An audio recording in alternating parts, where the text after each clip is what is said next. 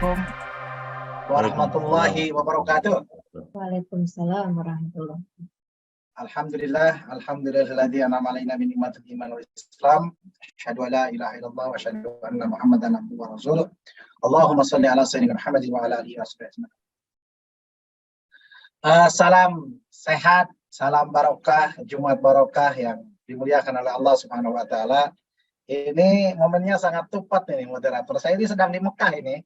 Masya Allah. Tadi juga Ibu Dia menyampaikan, saya yang ikut mendampingi Pak Menteri, Bu, ke Jeddah dan ke Riyadh, sehingga sekarang saya tidak langsung pulang, besok subuh saya baru pulang ke Jakarta. Ya Yang saya hormati Pak Dekan tadi yang sudah membuka acara, Pak Teguh, juga sahabat saya, Ibu Rahmatina, juga tidak terasa Pak Profilman, Pak Dirjen, kita bulan yang lalu, FGD 3 hari nih, tentang haji ya, tentang diplomasi haji di Bandung. Juga Kepala BPKH, Pak Pado, sahabat saya di MES, serta nanti dari UI, Pak Budi, Insya Allah, Ibu Diah, Alhamdulillah ini betul-betul acara hari ini lengkap semua nih.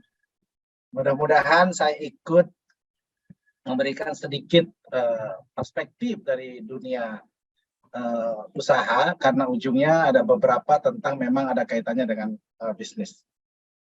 Langsung saja, saya tidak berpanjang lebar karena memang tadi sudah diminta untuk cepat. Peran swasta dalam pengelolaan ibadah haji dan umroh.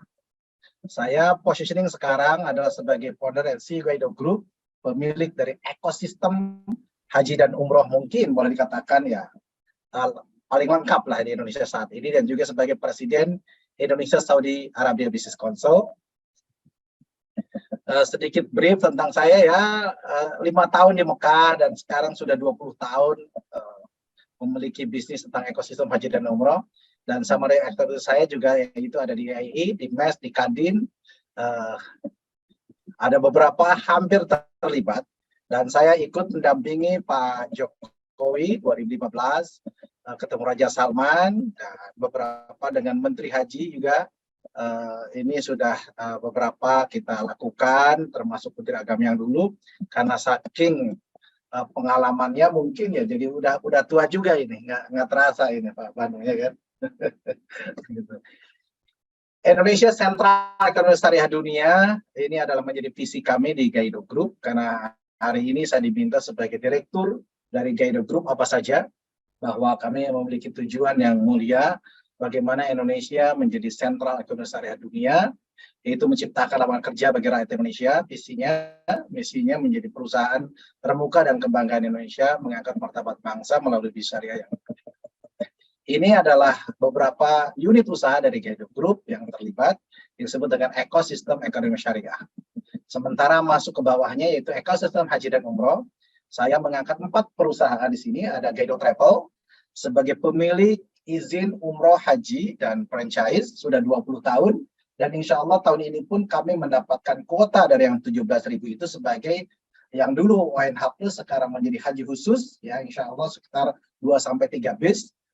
Juga ada yang disebut dengan Gaido Bank Syariah, ini BPR Syariah dari 1994, sudah 28 tahun mengabdi untuk negeri, sehingga untuk tabungan umroh, pembiayaan umroh. Juga ada yang disebut dengan kesehatan untuk haji, yaitu kami menyediakan tentang bagaimana jemaah sehat sebelum dan pulangnya haji dari digital hospital. Dan termasuk hari ini dilibatkan salah satu media dari Gaido Group, yaitu media hajiumrohnews.com, dan ada beberapa media yang lain. Peran swasta dalam pengelolaan ibadah haji dan umroh di Indonesia, saya mencoba memberikan perspektif tentang haji pada aspek 2 hal, yaitu ada ya aspek ritual, ya, ada juga yang disebut dengan ekonomi. Di sini yang ibadah itu dikelompokkan dalam KBIU, yaitu kelompok bimbingan haji yang terdiri ada 1.570 KBIU. Tujuan bimbingan adalah agar para calon jemaah dalam menunaikan ibadah haji tidak tersesat, tapi berdasarkan yaitu yang sudah dicontohkan kalau kita mau haji dan umroh mengikuti apa yang sudah dilakukan oleh Rasulullah SAW.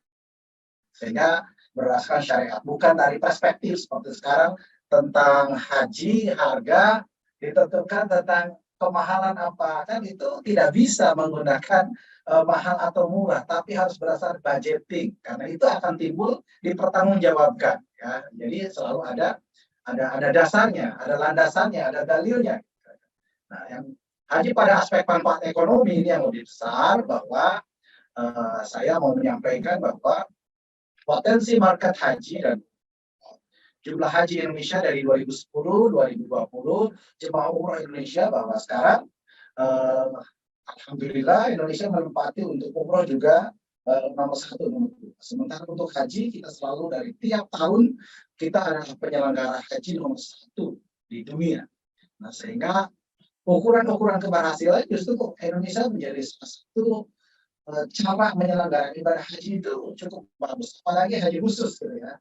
Bukan karena saya sebagai penyelenggara, tapi betul-betul memang dibandingkan dengan negara-negara yang lain. Sampai buku panduan dari Guide Travel itu diminta oleh negara yang lain. Oh, ternyata very detail ya, sangat detail bagaimana mereka di kamar, siapa namanya, segala macam itu dari Indonesia para penyelenggara luar biasa ya. Gitu. Jadi ada IDT-nya, ada segala macamnya, ada mutawebnya, ada tour leader-nya, semuanya betul-betul kita pengen memberikan yang terbaik. Karena yang paling utama adalah kita harus memiliki innamal amalu binniyat. Itu yang pertama, luruskan dulu niat, bahwa niatnya menyelenggarakan ibadah haji, melaksanakan ibadah karena Allah. Karena siapa yang membantu, memberikan kemudahan kepada calon jemaah haji dan umroh atau umroh tanpa Allah, maka ia juga akan mendapatkan pahala yang sama.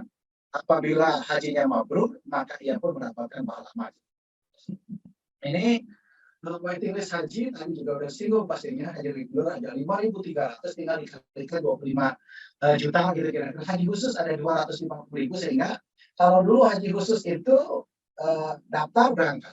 Sekarang waiting listnya sudah sampai 7-8 tahun ini ya untuk haji khusus. Tapi saya harus sampaikan, kalau tadi Prof. Hilman sebagai dirjen hanya 2 haji, yaitu ada haji reguler, ada haji khusus. Kalau sekarang saya tambahkan ada 3 nih. Kenapa? Karena sudah legal. Kalau dulu saya 10-15 tahun yang lalu namanya haji furoda itu disebutnya ilegal. Sampai dulu Pak Menteri, Pak Hasan tolong cek ini, kenapa orang bisa berangkat umroh harusnya pakai pemerintah.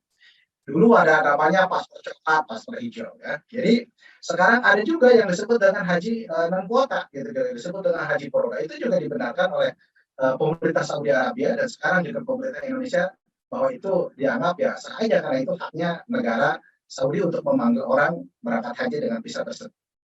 Ini juga saya sampaikan, ada mitra dari Kementerian Agama, ada asosiasi, dan kebetulan saya adalah salah satu pendiri asosiasi di Himpu.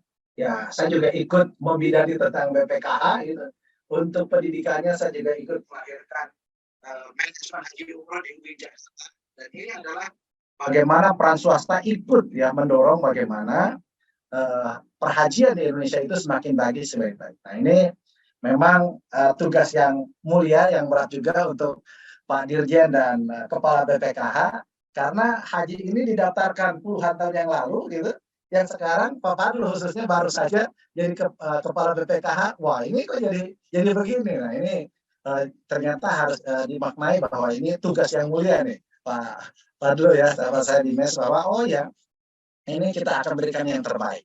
Bahwa saya sepakat tadi Pak Dirjen menyampaikan tidak ada niatan untuk memberatkan. Sehingga bagaimana sekarang menghitung semuanya dengan Kementerian Agama, karena bedanya haji reguler dengan haji khusus adalah, kalau haji khusus kita sudah membuat harga itu perencanaan dari awal, tidak menunggu persetujuan dari DPR RI. Sementara untuk haji reguler, pemerintah harus menunggu kebijakan sekarang ini berapa harganya. Sementara haji yang lain dari negara yang lain sudah langsung bisa yaitu bayar tiket, bayar hotel, sehingga kalau bayarnya lebih awal-awal, biasanya untuk khususnya akomodasi mungkin itu kontrak lebih awal, bisa saja tingkat kenaikannya tidak lebih. Nah, ini tadi juga sudah disinggung bagaimana kita bisa mengambil manfaat. Saya ikut mendorong yaitu tentang Kadin Indonesia. Saya sebagai ketua Kadin bilateral juga di Kadin Indonesia. Sudah 15 tahun juga di Kadin. Ini dengan pemerintah, Kementerian Perdagangan, ya, Kementerian UKM dan juga Kementerian Agama, mendorong bagaimana ada yaitu imbal balik bagaimana devisa kita ke Saudi begitu besar dari pembayaran 221.000 ini, yaitu agar ada ekspor kita juga meningkat, yaitu ada yang disebut dengan mission, yaitu diplomasi haji. Saya sangat mengharapkan Pak Dirjen dengan timnya memanfaatkan tentang diplomasi haji ini sehingga ada kewajiban negara Saudi yaitu memberikan kemudahan, yaitu barang-barang kita bisa masuk ke Saudi dengan yang disebut dengan kekhususan. Karena kalau bicara tentang ekspor impor, maka ada kita kompetitor dengan negara yang lain. Apabila satu negara dengan Saudi itu sudah ada yang disebut dengan FTA, perjanjian dagang, sementara kita belum, maka otomatis harga kita ini akan selalu mahal. Sehingga akhirnya di Jeddah, di Mekah ditemukan maka barang-barang negara yang lain lebih murah daripada produk-produk dari Indonesia. Nah, ini salah satu kemarin saya ikut mengawal Pak Menteri Perdagangan untuk bagaimana perjanjian dagang yaitu antara Indonesia dengan Saudi bisa dibuka. Nah, kemarin dalam diskusi ya dari pemerintah khususnya Pak Menteri itu saya lihat sangat kuat bahwa Indonesia sangat mengharapkan untuk adanya perjanjian dagang. Mari kita dukung sama-sama bagaimana perjanjian dagang bisa lahir. Dan harus saya sampaikan Saudi ini yang disebut ada GCC country. Jadi dulu itu tidak bisa kita bilateral karena mereka itu ada GCC country. Jadi semua harus sepakat. Tapi sudah ada pintu masuk sekarang, yaitu Indonesia sudah bisa melakukan perjanjian bilateral dengan UI. Ini diplomasi Pak Presiden sangat luar biasa, sangat kuat, sehingga dengan adanya perjanjian kita dengan UI itu menjadi satu kunci untuk kita memaksa kepada negara Saudi untuk melakukan perjanjian dagang. Apabila kita sudah perjanjian dagang sudah dibuka, maka produk-produk kita bisa membanjiri di Saudi Arabia, dan khususnya adalah kebutuhan makanan-makanan untuk jemaah kita, jemaah haji Indonesia. Dan setelah masuk ke Saudi bukan hanya untuk jemaah, pastinya untuk para pelajar, untuk diaspora kita yang ada di Saudi Arabia, itu juga akhirnya uang yang tadinya kita gelontorkan bisa juga akhirnya membayarnya di perusahaan-perusahaan kita balik lagi ke Indonesia, yaitu dalam rangka peningkatan ekspor. Ini kita dorong bagaimana ekspor besar, sehingga ini bulan yang lalu kita membahas ini di Bandung selama 3 hari, sehingga kita sepakat bagaimana adanya diplomasi haji, sehingga saya berangkat mengantar Pak Menteri ke Saudi Arabia untuk ikut serta. Apa saja bisnis opportunity yang bisa kita manfaatkan, yaitu tentang perhotelan. Jadi harga tersebut yang akan terjadi kenaikan di Saudi Arabia, baik itu haji khusus ataupun haji reguler, adalah yang pertama tentang perhotelan. Saya belum pernah dalam pengalaman saya selama 20 tahun lebih menyelenggarakan ibadah haji, ada barang-barang di Saudi itu turun itu saya belum pernah. Menurut orang Saudi yang turun itu kecuali hujan saja. Gitu. Saya belum pernah merasakan dalam pelaksanaan ibadah haji di Saudi Arabia ada barang-barang di Saudi itu turun gitu kira-kira. Apalagi sekarang dampak dari COVID-19, jauh sebelumnya, sepengetahuan saya dulu ketika pertama saya 95 ke Mekah ke Saudi Arabia itu, di Saudi itu nggak ada tax, nggak ada pajak. Sekarang pajaknya lebih tinggi daripada Indonesia. Itu satu. Yang kedua adalah dengan dampak COVID-19, hotel selama 2 tahun itu mereka tidak bekerja. Sekarang mereka pengen betul-betul mengambil manfaat. Ini juga pemerintah ya DPR harus mengingatkan pemerintah Saudi Arabia jangan sampai hotel harganya itu sesuka-sukanya, karena ini akan memberatkan semua pihak, termasuk kami dari travel agent sebagai penyelenggara. Ini kenaikannya sudah luar biasa. Sekarang ini saya sedang di Mekah, hotel-hotel full, dan harganya kenaikannya di atas rata-rata. Yang tadinya harganya 350 real per malam, sekarang sudah 1.000 real. Ini jelas sangat merugikan penyelenggara ibadah umroh untuk saat ini, dan ini juga terjadi pada musim-musim haji yang akan datang. Ini kita harus sama-sama bahwa punya tujuan sama, bagaimana kita menekan, karena kalau yang lain hanya menekan kepada Kementerian Agama, saya paham Kementerian Agama belum punya hotel, sehingga hotel yang akan disewa di Mekah itu dilaksanakan, sehingga kita harus memberikan betul-betul kepada pemerintah Saudi agar harga-harga ini ditekan, tidak menaikkan sesuka-sukanya. Jadi harus ada itu yang pertama tentang hotel. Bagaimana tentang hotel manfaat? Saya mengajak Pak Dul untuk memanfaatkan tentang perhotelan ini, bahwa ke depan BPKH harus punya hotel. Dan saya sudah lihat di Misbala ada 2 building, ada 10.000 orang kapasitasnya. Ini bisa kita ambil alih, bisa kita beli, ya. Akhirnya nantinya harganya kita bisa sangat rasional, kita yang menentukannya. Tapi kalau untuk sekarang, karena hotelnya, apartemennya punya orang, kita hanya menyewa untuk 1 tahun ini aja, sementara orang lain sudah bisa ngontrak untuk 5 tahun. Maka ini salah satu masukan dari saya, bagaimana ke depan pemerintah BPKH bisa investasi bersama swasta. Kita punya House of Indonesia atau Hotel Indonesia di Saudi Arabia, khususnya di Mekah dan di Madinah, yaitu untuk dijadikan tempat jemaah haji Indonesia, dan nantinya di musim umroh bisa kita gunakan untuk jemaah-jemaah umroh Indonesia dan pastinya seluruh jemaah dari dunia. Yang kedua tentang Bank Syariah. Kita sangat senang sekarang ada Bank Syariah Indonesia, BSI, sudah punya kantor di Dubai, di UAE. Ini kita bisa dorong ke Indonesia, sehingga nantinya pembayaran semua itu bisa menggunakan BSI, Bank Syariah Indonesia. Sehingga bicara tentang ekonomi, ada imbal balik lagi. Ketika ini menggunakan perbankan kita saja, maka ada keuntungan untuk bangsa kita, yaitu untuk Indonesia. Juga ada teknologi, bagaimana nanti 221.000 jemaah pergi dalam satu waktu, satu musim ke Saudi Arabia dari Indonesia, semuanya menggunakan provider, berbeda-beda provider, tapi paling tidak setiap orang, kalaulah kayak sekarang umpamanya umroh 9 hari aja dengan 250 per paket untuk kesini, itu juga nilai transaksi yang luar biasa. Ini juga nantinya bagaimana kita ambil manfaat, bahwa kembali menjadi perusahaan Indonesia bisa mengambil ini. Jangan lagi kita hanya menjadikan konsumsi publik atau konsumsi market yang lain. Jadi kita juga harus menjadi pemain, ya, mulai dari perhotelan, bank syariah, dan teknologi. Berikutnya juga perlengkapan haji dan umroh ini juga cukup besar. Izin 3 menit lagi Pak Hasan, punten.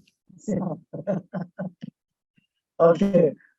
Catering, ya, di sini juga kita akan mencoba produk-produk Indonesia masuk ke catering Saudi, sehingga nanti akan berbalik ekspor kita akan naik. Nah, travel agent tadi saya sampaikan ada beberapa yang sudah akan memberangkatkan ini. Itu tentang beberapa opportunity dalam ini, sehingga saya mencoba perdagangan Indonesia dan Saudi. Inilah tentang perdagangan karena Saudi ada 4,6 miliar, ya, total perdagangan Indonesia dan Saudi ada 50 miliar. Jadi kami dari swasta dari Indonesia sebagai bisnis mendorong membuka diri kepada promosi Indonesia, bukan hanya sebagai penyalur mengenai, tapi juga memanfaatkan peluang-peluang, yaitu ekosistem haji dan umroh, ya. Jangan sampai uang kita, devisa kita banyak ke Saudi, tapi kita tidak bisa mengambil manfaat dari situ. Jadi dalam kesempatan ini saya bagaimana mengajak pengusaha untuk mengambil manfaat, yaitu imbal balik dagang, ya, dari kegiatan penyelenggaraan ibadah haji ini. Yaitu siapa yang bisa memanfaatkan, ya, para pengusaha, para swasta. Karena DPR atau Kementerian Agama sebagai regulasi tentang haji saya, BPKH sebagai bendahara, sebenarnya ini peluang-peluang yang bagus untuk negara ekspor dari Saudi Arabia. Kita bisa diskusinya lebih lanjut nantinya untuk yang lain. Itu dari saya untuk sementara. Kita siap untuk sesi tanya jawab. Makasih Pak Fadil.